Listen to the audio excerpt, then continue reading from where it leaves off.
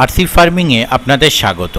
আপনারা ব্যাকে যে মাছের ছবিটি দেখছেন, আশা করি কোনো বাঙালিকে এই মাছটি কী মাছ চেনাতে হবে না। এটি হচ্ছে ইলিশ মাছ। তো এই ইলিশ মাছ সম্বন্ধিত কিছু তথ্য আমি আপনাদের সঙ্গে শেয়ার করব, যে তথ্যগুলো ইলিশ মাছ সংরক্ষণের জন্য পশ্চিমবঙ্গ সরকারের মৎস্য দপ্তর থেকে প্রচার করা হয়েছে। পশ্চিমবঙ্গ সরকার মৎস্য দপ্তর, হুগলি। জলের রূপালী ফসল বাঁচান, ইলিশ মাছ রক্ষা করুন।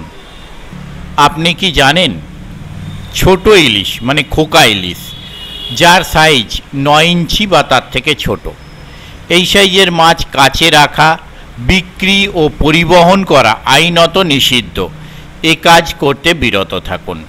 ছোট ইলিশ ধরবেন না, ছোট ইলিশ পরিবহন করবেন না, ছোট ইলিশ কিনবেন না, ছোট ইলিশ কাছে রাখবেন না। বাঁচলে ছোট ইলিশ, মিলবে তবেই বড় ইলিশ।